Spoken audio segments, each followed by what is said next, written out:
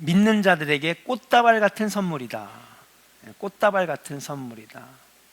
너무 아름답고 주옥 같은 명언이 많이 담겨져 있기 때문에, 사실 어떤 물질을 주거나 어떤 손에 잡히는 선물을 준 게 아닌데도 말씀 하나하나가 너무 인생의 지혜가 또 너무 영혼이 들어가 있기 때문에 선물같이 느껴지는, 그것이 바로 잠언이라고 할 수가 있어요. 특별히 잠언은요, 여인에 대해서 많이 언급을 하고 있는데, 세상에 많은 여인들이 있지만 잠언에서는 여인을 이렇게 두 부류로 분류합니다. 따라할까요? 지혜로운 여인, 미련한 여인. 예, 잠언은 특별히 여인에 대해서 많이 언급을 하고 있어요. 하나는 지혜로운 여인이요, 또 하나는 미련한 여인이다. 자, 성경에서 말하는 지혜로운 여인은 어떤 여인일까요? 오늘 본문 말씀을 읽어볼까요? 우리 같이 한번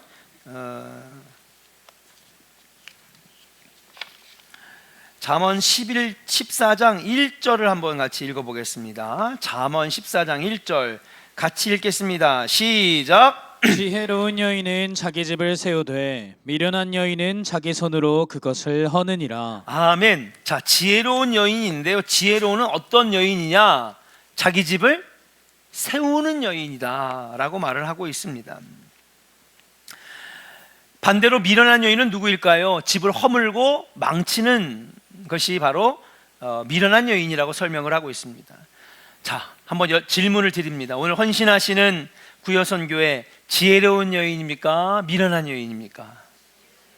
아니, 남들이 대답해 주면 어떻게 해요? 본인들이 대답해야지. 예, 우리 성도들에게 한번 여쭤보겠습니다. 우리 성도들은 여러분 집을 세우는 지혜로운 성도입니까? 아니면 망치는 미련한 성도입니까? 그래요, 여러분. 구여선교회뿐만 아니라 오늘 예배하는 모든 성도들도 똑같습니다. 말만 여인이지 우리에게 다 해당되는 거예요. 왜냐하면 예수님은 우리의 신부가 되시고, 우리는 그분의 예수님이 신랑 되시고, 밥을 많이 먹었나 봐요. 우리는 그분의 신부가 되기 때문에. 한번 오늘 말씀을 들으면서 자기에게 계속 한번 물어봤으면 좋겠습니다. 자문했으면 좋겠습니다. 나는 과연 지혜로운 사람인가? 나는 미련한 사람인가? 나는 지혜로운 여인인가? 미련한 여인인가? 잠언 11장 22절에 보니까 이렇게 기록되어 있습니다. 아름다운 여인이 삼가지 아니하는 것은 마치 돼지 코에 금고리 같으니라. 삼가지 아니한다. 이게 무슨 말입니까? 함부로 살고 막 살고 자기 멋대로 사는 것을 의미하는 거죠. 삼가하지 않는 그런 여인은 마치 아무리 아름다워도 돼지 코에 금고리 같다는 것입니다. 금고리가 얼마나 귀하고 아름답습니까? 여러분, 지금은 요 조그만 금덩어리 하나만 해도 몇십만 원 하지 않습니까? 한돈 반지가 아마 80만 원 한다고 들었어요. 그렇잖아요. 근데 금고리면 금고리 생각해 보세요. 본당에 저 문고리 있잖아요. 쟤는 길기라도 하네. 저거 그냥 안방문 문고리 그거 하나만 해도 벌써 손잡이가 이만한데 그게 금이라고 생각해 보세요. 와, 1,000만 원도 넘을 것 같은데. 1,000만 원이 뭐야? 몇 천만 원? 그런데 그게 아무리 좋고 아무리 귀하고 아무리 아름다워도 돼지 코에 걸려 있는 것 같다는 것이죠. 무슨 가치가 있겠습니까? 또 잠언서 12장 4절에 보니까 어진 여인은 그 지아비의 면류관이 되지만 욕을 끼치는 여인은 그 지아비로 뼈가 썩음 같게 하느니라. 아내를 잘 얻으면 평생 행복이요 영광이지만 잘못 얻으면 평생을 두고 뼈가 썩는 고통을 당한다는 거예요. 남자분들 아무도 아멘 안 하시는 거 보니까 다 아내를 잘 얻으신 것 같아. 오늘 헌신하시는 구여선교회 여러분, 여러분들은 지혜로운 여인입니까? 아니면 미련한 여인입니까? 오늘 하나님 앞에서 지혜로운 여인, 또 우리 성도들은 지혜로운 성도들이 되어서 하나님께서 여러분에게 주신 가정을 세우고 하나님의 영광을 드러내는 우리 구여선교회와 성도님들 다 되시기를 주의 이름으로 간절히 축원합니다. 자, 그렇다면 가정을 세운 대표적인 지혜로운 성경 속 인물 여인들은 과연 누가 있을까? 첫 번째로는요, 라합이 있어요. 라합은 여리고성의 기생이었습니다. 이스라엘 백성들이 볼 때는 이방인이에요. 이방 여인이요 천한 신분의 사람이었는데 그녀가 정탐꾼들을 발견하고 이 두 명을 숨겨줍니다. 그리고 하나님을 믿게 됐습니다. 생명을 걸고 여리고성에 들어온 이스라엘 정탐꾼 두 사람을 자기 집에 숨겨줌으로써 그녀는 여리고성이 무너지고 다 도륙을 당할 때 라합의 가정과 자기와 자기의 가정은 살게 되는 구원시키는 여인이 되었다는 사실이에요. 근데 그렇게만 끝난 게 아니라 그냥 목숨만 살려주십시오 하고 목숨만 부지한 게 아니라 하나님을 믿는 믿음으로 정탐꾼을 살려주고 하나님을 섬기는 가정이 되니까 이 라합이 살몬이라는 사람과 결혼을 하게 돼요. 이스라엘 사람 살몬이라는 사람과 결혼을 하고 거기서 나온 아들이 보아스가 됩니다. 보아스는 누구랑 결혼해요? 룻과 결혼하고 그리고 나서 오벳을 낳고 오벳은 다윗의 할아버지가 되어서 여러분 다윗 왕가를 이루는 위대한 일을 하게 되는 거죠. 그리고 다윗의 자손에서 누가 나옵니까? 예수 그리스도 메시아가 태어나는 거예요. 이스라엘 백성들이 볼 때는요 보잘것없는 여인입니다. 기생이었습니다. 이방 여인입니다. 그런데 그녀가 하나님을 믿고 구원의 가정 자녀가 된 다음에 자기 가족들만 살리는 것뿐만 아니라 여러분 다윗의 가문을 잇는 예수 그리스도 메시아의 가문을 잇는 위대한 여인으로 올라가게 됐다는 거예요. 그녀는 물론 그녀의 집안이 다 구원받고 명문 가문을 이루게 되었습니다. 이 여인 하나 때문에 가문이 일어섰다는 사실이에요. 룻을 또 한번 봅시다. 룻도 이방 여인이었습니다. 사실은 보아스랑 아무 상관이 없는 베들레헴에서 여러분 흉년이 들어가지고 좀 먹고 살고자 모압 땅으로 넘어갔는데 거기에서 두 아들이 결혼을 했던 이방 여인이었어요. 근데 여러분 흉년을 피해간 그곳에서 여러분 아버지도 죽고 두 아들도 죽고 여러분 며느리만 둘 남았습니다. 그 중에 한 명은 자기 고향으로 돌아갔고 한 명이 남은 사람이 바로 룻이었는데 어머니의 하나님이 나의 하나님입니다. 어머님이 섬기는 백성이 이스라엘 백성이 나의 백성입니다. 내가 평생 동안 어머니를 모시며 이제 하나님을 위해 살겠습니다 결심하니까 베들레헴으로 다시 돌아와 하나님께서 좋은 사람을 만나게 하셨는데 아까 말했던 누구예요? 바로 보아스를 만나게 됩니다. 다윗의 할아버지 오벳을 낳은 믿음의 조상이 되었습니다. 다윗 가문을 이루는 왕조를 이루는 여인이 되었습니다. 비록 이방 여인이고 남편도 잃었고 아무것도 없는 말 그대로 속옷보따리 하나만 가지고 베들레헴으로 돌아왔지만 하나님을 섬기며 믿음으로 살았더니 하나님께서 축복해 주시며 그 가정을 세워 주셨다라고 하는 사실이에요. 브리스길라와 아굴라를 잘 아실 것입니다. 브리스길라가 누굽니까? 남편을 도와 사도 바울의 사역을 도왔던 인물입니다. 로마서 16장 4절에 보니까 사도 바울을 목숨을 바쳐서 도왔다 그랬어요. 거기에 성경에 보면 뿐만 아닙니다. 여러분 성경 지식은 있었지만 율법은 빠삭하게 잘 알고 있었지만 하나님의 은혜의 체험, 성령 체험이 없었던 아볼로에게 성령의 역사를 가르쳐주면서 그가 하나님의 위대한 일꾼으로 자라는데 성장하도록 옆에서 도왔던 사람이 바로 브리스길라라고 하는 여인이었어요. 결국 브리스길라와 아굴라 때문에 사도 바울이 여러 번의 위기를 넘기고 이방인 전도 사역에 놀라운 열매를 맺게 되었다는 사실이에요. 어떻게 보면은 여러분 이 아시아와 유럽 선교에 여러분 큰 공을 세운 여인이 바로 브리스길라라고 말씀드릴 수 있습니다. 이처럼 성경에는요 자신과 자신의 가족들만 구원시킨 게 아니라 가정을 세운 여인들이 너무나 많았습니다. 반대로 하와는 뱀에 속아서 선악과를 따먹는 죄를 범했고 인류에게 원죄라는 형벌을 남겨주게 되었어요. 이세벨은 아합 왕에게 하나님을 예배하는 제단을 다 부셔라, 선지자들을 다 잡아 죽여라, 제사장들의 옷을 벗기고 나가서 돈을 벌게 하고 옥에 갖다가 두고 그리고 바알과 아세라를 섬기게 했더니 결국 그 이세벨의 어리석음 때문에 남편도 비참하게 죽고 북이스라엘은 아수르에 멸망당하는 처지가 되었습니다. 여인 하나가 가정도 살리고 나라도 살릴 수 있는 거예요. 반대로 여인 하나가 가정도 죽이고 가족들도 죽이고 나라도 망칠 수가 있다라고 하는 사실을 우리는 알아야 될 줄로 믿습니다. 이처럼 지혜로운 여인은, 따라합시다. 지혜로운 여인은 집을 세우고 미련한 여인은 자기 손으로 허물고 망칩니다. 할렐루야. 요즘 예쁜 여자들을 선호하죠. 외모의 아름다움을 여자의 가장 중요한 부분이라고 생각합니다. 그런데 그래서 우리나라 그 화장품이 어마어마하게 발전했잖아요. 옛날에는 샤넬, 입생로랑 뭐 이런 거 엄청나게 비싼 돈을 주고 우리가 화장품을 사왔는데, 오히려 유럽에 있는 그 명문 화장품 회사들이 한국에 와서 화장품을 배운다는 거예요. 아니 어떻게 1, 2만 원짜리가 20만 원, 30만 원짜리보다 더 좋을 수가 있을까?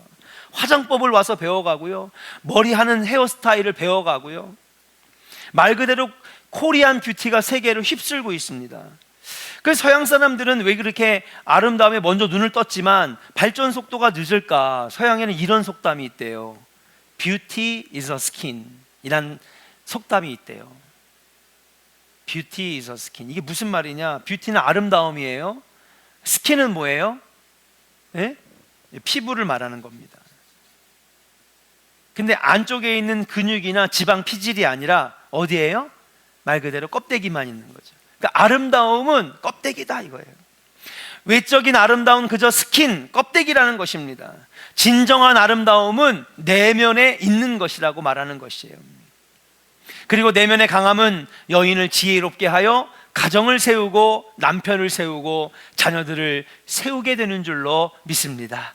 오늘 헌신하시는 우리 구여선교회 여러분 안에 있는 영이 건강하고 내면의 아름다움이 넘쳐나서 우리 가정을 세우고 자녀들을 세우고 여러분 가정을, 남편을 세우고 여러분 이 나라의 민족을 세우는 아름다운 여인들 되시기를 주의 이름으로 간절히 축원합니다. 자, 그렇다면 어떻게 집을 세우는 여러분 아름다운 여인, 지혜로운 여인이 될 수 있을까? 짧게 말씀을 마치고 같이 은혜를 기도하려고 합니다. 첫 번째는 뭐냐? 따라합시다. 분쟁하면 무너지고, 크게 할까요? 화목하면 세워집니다. 분쟁하면 어떻게 된다고요? 무너진대. 화목하면요, 세워진다는 겁니다. 마가복음 3장 24절 25절의 말씀에 보니까 주님이 우리에게 이렇게 말씀하셨어요. 같이 한번 읽어볼까요? 시작. 또 만일 나라가 스스로 분쟁하면 그 나라가 설 수 없고, 만일 집이 스스로 분쟁하면 그 집이 설 수 없고. 누가 하신 말씀이냐? 예수님이 하신 말씀이에요. 예수님께서 말씀하신 실제적인 교훈입니다. 나라나 가정이나 스스로 분쟁하면 설 수가 없다는 것입니다. 그런 나라나 그런 가정은 가만히 놓아두어도 저절로 무너지고 망하게 될 것입니다. 갈라디아서 5장 15절에 또 주님이 우리에게 이렇게 말씀하셨어요. 같이 읽겠습니다. 시작. 만일 서로 물고 먹으면 피차 멸망할까 조심하라. 그래요. 여러분, 서로 물어뜯고 서로 여러분 비난하고 서로 저주하면은 같이 멸망한다는 거예요. 여긴 승자가 없습니다. 분쟁하거나 원망하거나 싸우거나 갈등하거나 여기에는요 승자는 하나도 없어요. 패배자만 있을 뿐입니다. 옆 사람에게 축복해요. 옆 사람에게 말씀해 주세요. 승자는 없대요. 다 패배자래요. 네? 싸워봤자 다 패배자라니까요. 다그치고 원망하는 사람도 상처받고요, 듣는 사람도 상처받고요. 그래서 예수님께는 고린도전서 6장에서 교인들끼리 세상 법정에서 재판하지 말라, 가서 해봤자 교회에 먹칠만 하고 승자는 아무도 없다는 거예요. 그 대표적으로 여러분 보여주는 게 감리교 지난 20년입니다. 난 저 감독 인정할 수 없다. 자격 정지시키고 업무 정지시키고 백날 해봐요. 여러분 감리교 상처만 받고요, 전도의 문은 닫히고요, 세상 사람들이 우스워서 손가락질하는 것밖에 안 남잖아요. 이제 감리교가 물꼬를 트니까 장로교가 또 그러더라고요. 배워가지고 승자는 없어요, 여러분. 물고 뜯고 여러분 원망하며 분쟁하면은요, 여러분 승자는 없어요. 패배하는 자만 있습니다. 상처받는 자만 있습니다. 반대로 화목하면 세워집니다. 다투고 싸우고 분쟁하면 무너집니다. 반대로 세우려면 화목해야 된다는 사실이에요. 남편과 아내 사이에 갈등이 있습니까? 여러분 화목하시기를 주의 이름으로 간절히 축원합니다. 부모와 자녀 사이의 갈등, 형제 사이의 갈등 해소하고 화목할 수 있기를 주의 이름으로 간절히 축원합니다. 자, 그럼 나 혼자 화해해야지 한다고 화해가 됩니까? 절대 그렇지 않아요. 상대방이 그럴 준비가 안 돼 있는데 어떻게 화목합니까? 그렇잖아요. 나 혼자 용서해줘야지, 나 혼자 내가 용서를 구해야지, 내가 풀어야지 나 혼자 된다고 되는 게 아닙니다. 그래서 성경은 우리에게 그 비결을 가르쳐주고 있어요. 같이 한번 에베소서 2장 14절을 같이 한번 읽어볼게요. 같이 읽겠습니다. 시작. 그는 우리의 화평이신지라 둘로 하나를 만드사 원수된 것 곧 중간에 막힌 담을 자기 육체로 하시고. 아멘. 여러분, 나는 화해할 준비가 됐는데 상대방은 아직도 씩씩거리고 있어요. 상대방은 와가지고 먼저 손을 내미는데 나는 도저히 용납할 수가 없어요. 나는 계속 분쟁하고 싶고, 계속 싸우고 싶고, 계속 따지고 싶고, 계속 으르렁거리고, 쳐다보기도 싫고, 법대로 합시다. 법으로 해결합시다. 벌금을 물고 옥에 갔다가 가두고. 물론 정의를 실현하기 위해서 법이 필요합니다. 필요하죠. 정말 용서할 수 없는 끔찍한 것들에 대해서는 형벌이 필요합니다. 그러나 마음의 갈등이나 작은 분쟁 때문에 더 큰 어려움을 당하는 경우를 우리는 사실은 더 많이 겪는 생활의 어려움 아닙니까? 그런데 문제는 나 혼자 한다고 되는 것이 아니라는 사실이죠.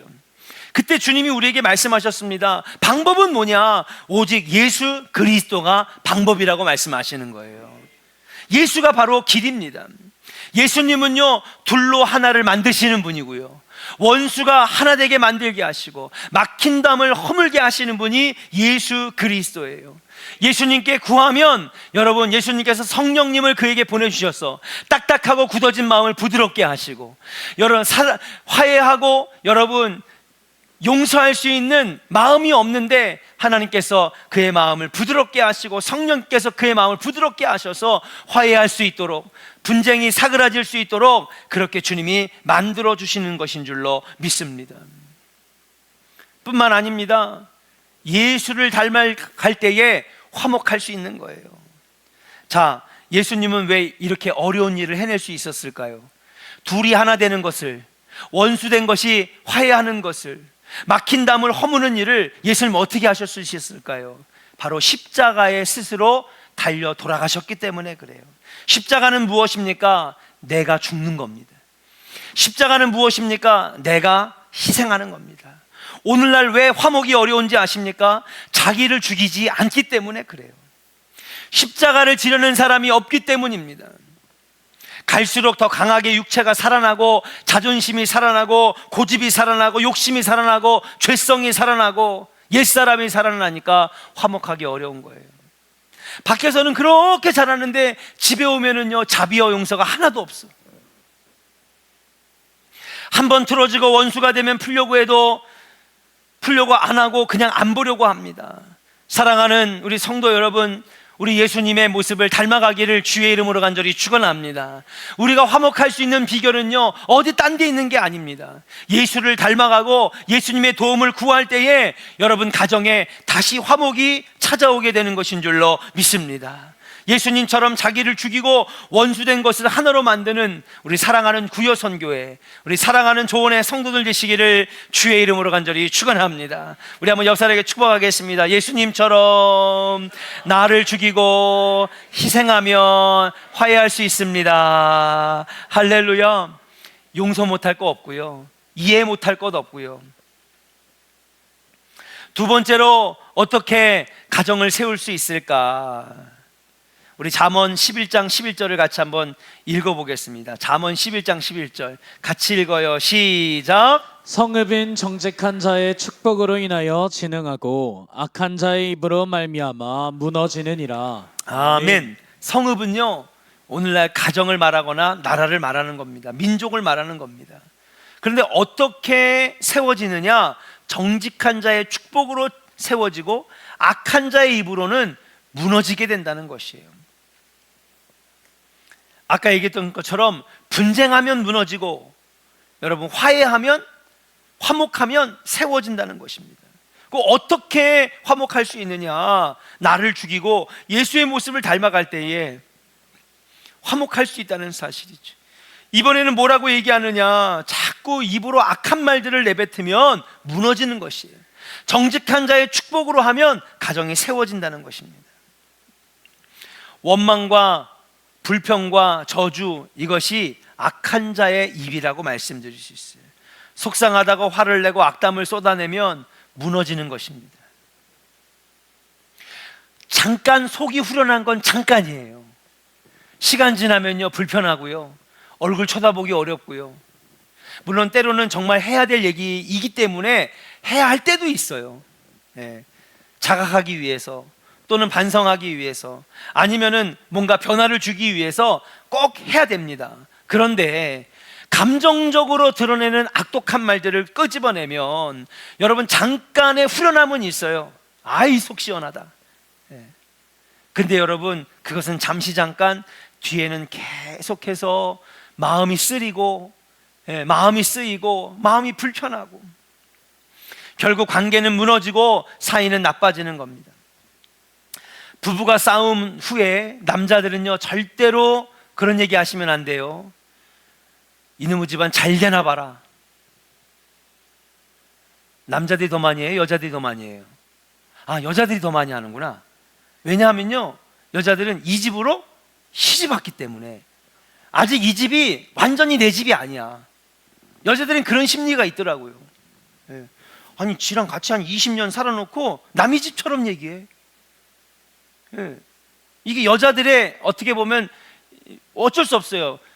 이게 오래전부터 가지고 있는 이 생각이기 때문에, 관념이기 때문에, 여자는 이 집안으로 시집 왔기 때문에 이 집으로 이주해 온 사람이에요. 그전에는 남남이었고 상관없는 사람이었는데 결혼함으로 이 집으로 왔기 때문에 때로는 가끔 얘기하다 보면은 한 40년 살았는데도 이 집이 남의 집처럼 얘기를 한다니까. 절대로 그런 얘기 하면 안 돼요. 그런 뉘앙스도 하지 마. 구여선교회 아멘? 지금도 그렇게 해나 보네. 아멘이 약한 거 보니까. 이놈의 집안 잘 되나 봐라. 내가 아니 이런 집안에 씹어가지고 그냥 고생은 죽도록 하고. 절대로 그러면 안 돼. 그 집이 누구 집이에요? 여러분들의 집이에요. 아이들에게 악담하고 저주하는 부모가 있습니다. 이 빌어먹을 놈, 이 망할 놈의 새끼, 이런 말 절대 하면 안 돼요. 속이 상한다고 여러분 악담하면 안 됩니다. 부부간에 악담하고 자녀들에게 저주를 퍼붓고 원망과 불평을 쏟아놓으면 안 돼요. 왜냐? 그 집이 누구 집이에요? 내 집이기 때문에 그런 거예요. 그 자꾸 축복해주고요, 자꾸요 여러분 세워주는 말을 해야지. 그럼 이게 제 말이냐? 아니에요. 성경에서 가르쳐 주신 교훈이에요. 성경에 보면은요 이런 말씀이 있어요. 원망이나 불평이나 저주나 비방은 그 결과가 자기 자신에게 돌아온대. 어머나 세상에, 그런 말이 있었어? 그러니까 내가 하도 속상해가지고, 그러니까 얼마나 속상하면 또 그러겠어요. 얼마나 남편이 속을 썩이면 그러겠습니까? 그래도 그런 말 하면 안 된다는 거예요. 왜? 이놈의 집안 잘 되나 봐라 하고 저주를 퍼부었더니 내가 잘 안 되는 거야. 성경의 원리대로 하면. 거짓말하는 것처럼 쳐다보시네. 자, 찾아봤어요. 시편 109편 17절 18절 우리 같이 한번 읽어볼게요. 제 말이 사실인지 아닌지 같이 읽겠습니다. 시작. 그가 저주하기를 좋아하더니 그것이 자기에게 임하고 축복하기를 기뻐하지 아니하더니 복이 그를 멀리 떠났으며, 또 저주하기를 옷 입듯 하더니 저주가 물같이 그의 몸속으로 들어가며 기름같이 그의 뼈 속으로 들어갔나이다. 그래요. 성경에 그렇게 기록되어 있는 거. 어머, 나 이 말씀을 읽으면서 깜짝 놀랐어. 절대로 악담을 쏟아보면 안 되겠구나. 절대로 자녀들을 저주하면 안 되겠구나. 절대로 우리 가정을 악담하면 안 되고 저주를 퍼부으면 안 되겠구나. 왜냐하면요 저주하기를 좋아하는 자는요 축복이 떠난대요. 복이 떠나간대요. 그리고 저주하기를 옴니듯이 했더니 그 저주가 자기에게 물이 쏟아듯이, 여러분 캐리비안 베이 같은 데 가면요 폭포 같은 물이 확 쏟아지잖아요. 저주가 물같이 자기에게 쏟아진다는 거예요. 원망 불평하면요 잘 될 일도 안 된다는 것입니다. 여러분 이스라엘 백성들이요 가네스 바데아에 도착한 다음에 12명의 정탐꾼을 보내요. 근데 여러분 1년 만에 도착했던 여러분 이 가나안의 입구, 여기에서 이들이 못 들어가게 되고요, 오히려 원망과 불평을 쏟아내다가 여러분 수많은 사람들, 수만 명이 여러분 여기서 죽습니다. 그런데 왜 그랬을까요? 10명의 믿음 없는 정탐꾼들이 원망과 불평을 쏟아냈기 때문에 그래요. 축복의 땅에 못 들어간 이유는요, 이들이 군사가 없어서, 무기가 없어서, 전쟁 훈련을 받지 못해서, 저 사람들이 너무 네피림 3m가 되는 막 거인들이고요, 그냥 싸움을 잘하는 사람들이기 때문에 우리는 성도 없고 무기도 없는데 저들은 성을 많이 쌓아놔서 우리가 못 들어가느냐? 아니에요. 가나안 땅, 젓갈 끓이는 축복의 땅, 복을 얻는 삶으로 들어가지 못한 것은 원망과 불평 때문에 그랬다는 거예요. 믿음이 없는 정탐꾼 말에 온 이스라엘 백성들이 전염되어서 하나님을 원망하다가 죽게 되었습니다. 그 뒤로 39년 동안 광야를 배회한 것 아니겠습니까? 한국 사람이 한국을 부정하고 나라를 무너뜨리는 말을 하는 사람이 있습니다. 절대 그렇게 하면 안 됩니다. 이놈의 나라, 거지 같은 나라, 잘 되나 봐라. 절대로 그러면 안 돼요. 이 나라가 누구의 나라예요? 여러분의 나라예요. 우리의 나라입니다. 자꾸 우리나라 잘 될 수 있습니다. 우리나라 복을 받을 것입니다. 하나님이 세워주실 줄로 믿습니다.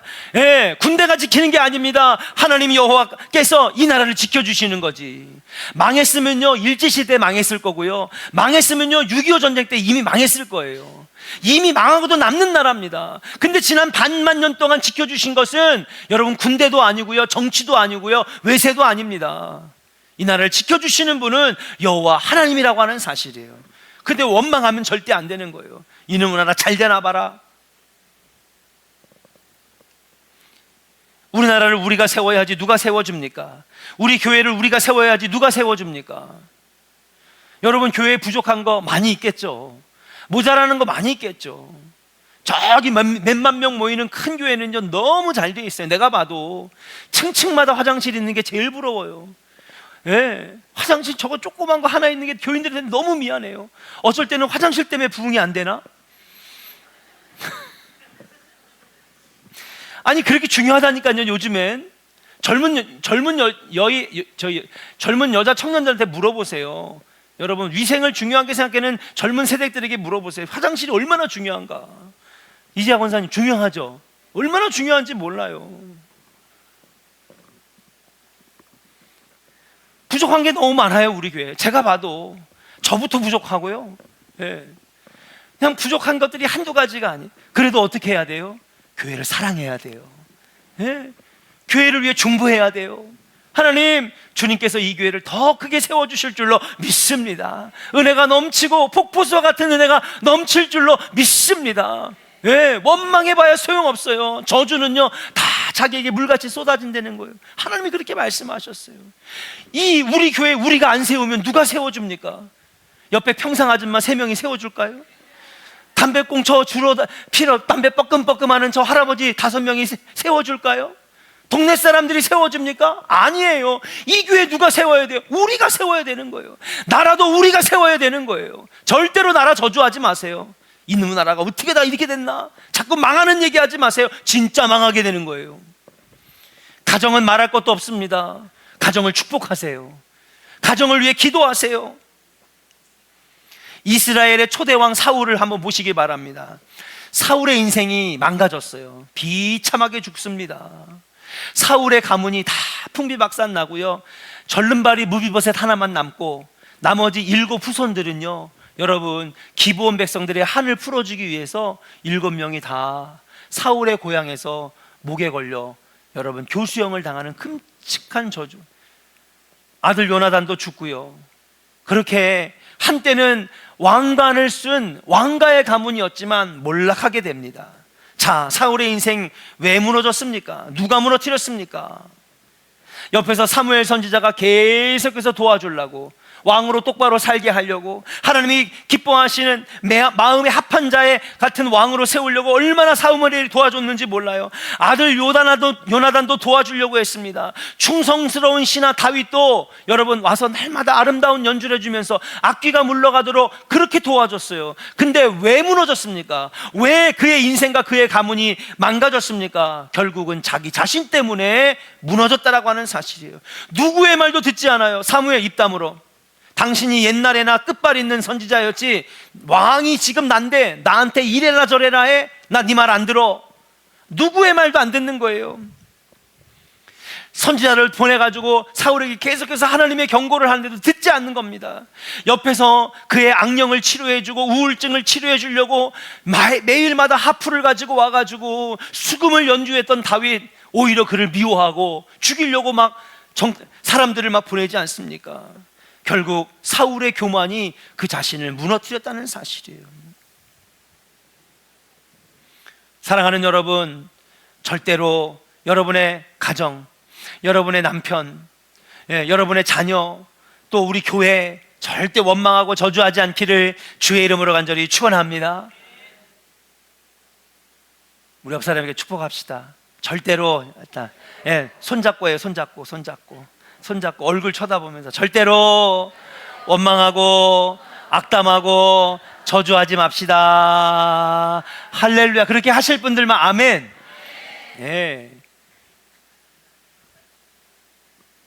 누워서 침 뱉는 거예요. 결국 자기 자신에게 다 그 저주가 돌아오고 악담이 돌아오는 것입니다. 자, 그렇다면 어떻게 세울 수 있을까요? 반대로 잠언 11장 11절을 다시 한번 볼까요? 보니까 정직한 자의 축복으로 인하여 진흥하고 부흥하고 세워지고 올라간다는 거예요. 그럼 정직한 자의 축복이 뭐냐는 거예요. 정직한 자의 축복. 여기서 정직한 자의 축복은 따라합시다. 살리는 말, 세우는 말, 긍정적인 말. 할렐루야. 자꾸 살리는 말 해야 돼요. 세워주는 말을 해야 돼요. 긍정적인 말을 해야 돼요. 가정을 귀하게 여겨야 됩니다. 가족들을 사랑해야 됩니다. 자꾸 여보 할 수 있어. 남편에게 할 수 있다고 해야 됩니다. 남편이요 굉장히 엄하고 근엄한 거가 그렇지 않아요. 단순한 존재입니다. 위로해주면 더 잘하고요, 칭찬해주면 더 잘하고요. 할렐루야. 제가 얘기하잖아요. 따라합시다. 여자는 사랑을 먹고 살고 남자는 인정을 먹고 살고. 자꾸 인정해줘요. 개판 5분 전 계란 후라이 해와서도 어우 남편 잘했네. 그럼 다음에도 내가 또 해야지.